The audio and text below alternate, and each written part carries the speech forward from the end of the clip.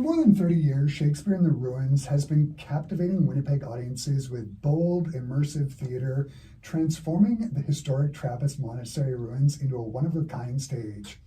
On Tuesday, March 11th, SIR unveiled its 2025 season, one that delves into the theme of destiny with two iconic plays that haven't graced Winnipeg stages in decades, and in today's world, they feel more relevant than ever.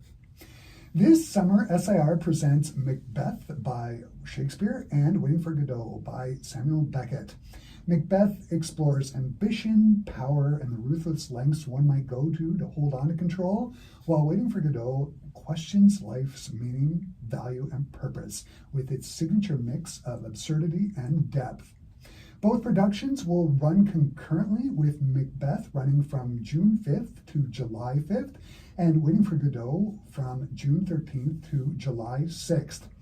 Leading the charge on Waiting for Godot is SIR's artistic director, Rodrigo Belfos, whose vision for the season examines the push and pull between free will and fate, proving once again that classic theater has never been more powerful or relevant. And joining me here in the Classic 107 studio, I am joined by Rodrigo Belfos, the artistic director of Shakespeare in the Ruins. Hey, Rodrigo, great to have you back. Hello, thanks for having me. Mm-hmm. So this year, SIR is going pensive and, dare I say, philosophical. What inspired you to choose Macbeth and Waiting for Godot for this year's season? Well, I thought about Waiting for Godot in the fall of 2023, actually.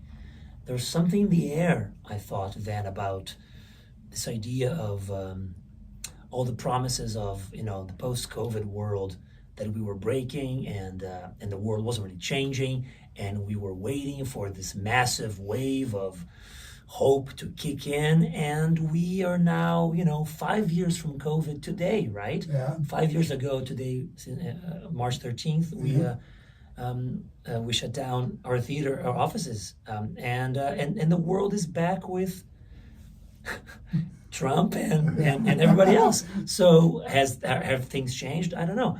So and funnily enough, last year all these other productions of Godot started popping up, and the journalist from The Guardian, Michael Billington, wrote this piece called "Has the Time for Godot Finally Come?" And Keanu Reeves is doing his production on Broadway in the fall. So it just seemed to be in the air. And I thought about this production for 2025, and luckily here we are, and it is relevant again. I think we're ready for an actual deep examination of where we are as a society. We were focusing on romances and comedy post-pandemic for obvious reasons. There's something about comedies that provide release, not necessarily escape, but release and joy and community. But with Macbeth and Godot, you have this, although Godot is very funny, very, very funny. But with Macbeth, you have this other type of release, which is the release of recognition, of seeing a political leader unfit for power, holding on to power, and just bulldozing his way through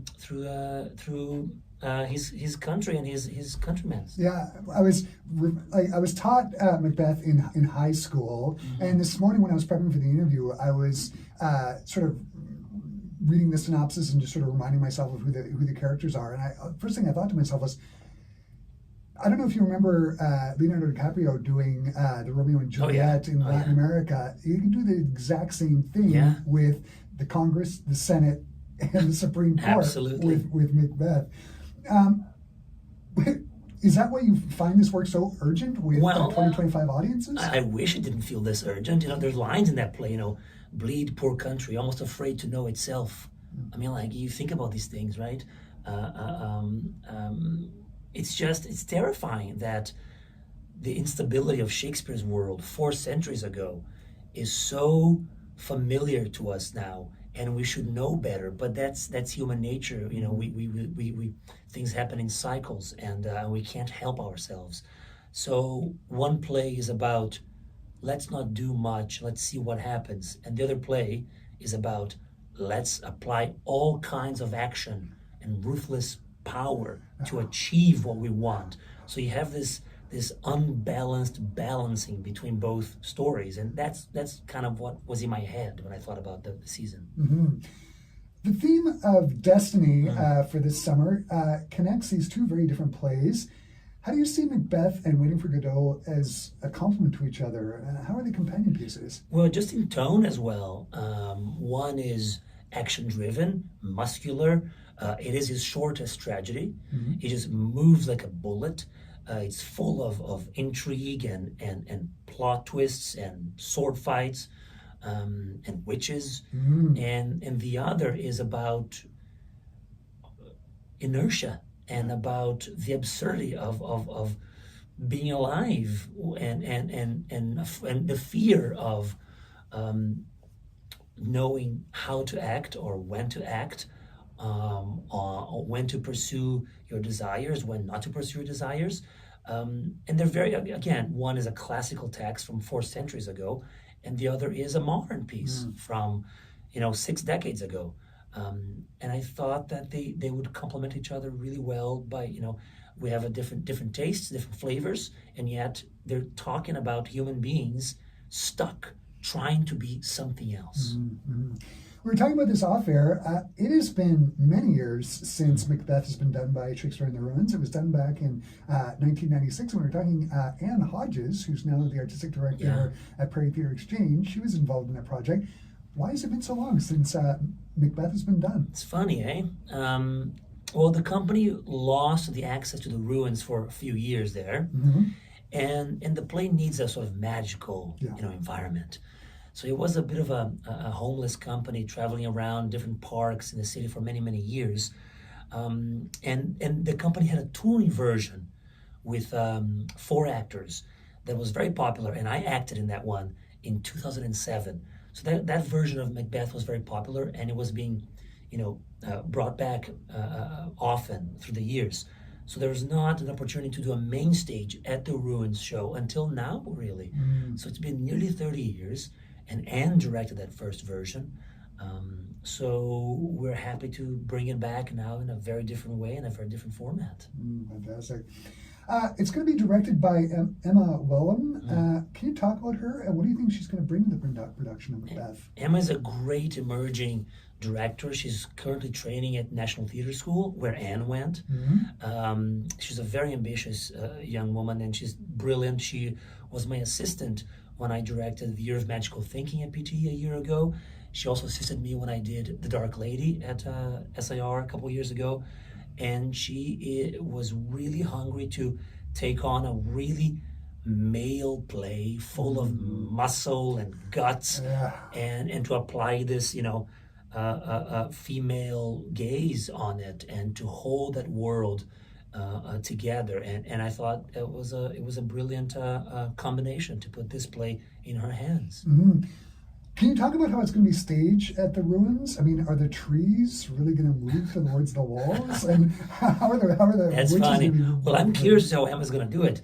So the Macbeth will move around the ruins. There will be, I think, 4 moves for the audiences between scenes. Godot is stationary inside the ruins. So Macbeth will surprise you. We'll go into the ruins. We'll go just outside the ruins. And there will be scenes where we're going to go into the forest, for sure. And how the trees will move, you're going to have to come and see it. Yeah. So that's Macbeth. And then you've got Beckett's Waiting for Godot. Is this a favorite of yours? And what drew you to it when you very first saw it? Oh my God. I've never seen it. I've only read it or listened to it. I've seen recordings of it. It's a mystery of a play, and the more I read and think about it, the more I'm like, I don't know what it is about. It's about everything and nothing. It's a play in 2 acts where nothing happens twice. The Seinfeld of but everything happens in it, right? You have these 2 friends. They're often described as tramps, and they're meeting by a tree. On this road, and they're waiting for this someone called Godot or Godot, who just never comes. and they don't know if they should go look for him or wait for him. But he said, it's by the tree. We're here. Were we here yesterday? I don't know. Were you here? I don't know. Yeah. So it's an examination of the breakdown of language and reality. And it's very funny. It's very funny. These two friends. And they are visited by a few people who surprise them. And will Godot show up by the end of the play? You have to come and see it. Yeah. I was reading analysis of it, and somebody compared it to the Greek mythology character Sisyphus, this idea of moving the boulder up the hill only to do it the next day. And it's sort of like the two main characters. Yeah. Right? That's life. We just keep doing the thing, thinking that it will change eventually. But we like comfort. Yeah. We avoid conflict, and yet life is full of it and full of surprises. But the play is about that. Yeah. And you see these two guys just wrestling with, like, what is it that we're supposed to do here? Yeah. And never really doing anything, just staying there. They do tricks, they play with their hats, they find things, they change shoes, their physical routines. So, Arn and Corey are very funny and very beloved actors in Winnipeg. And I think they're gonna bring a lot of gravitas and a lot of humor to these parts. Mm. You're directing the play. What excites you about directing Waiting for Godot?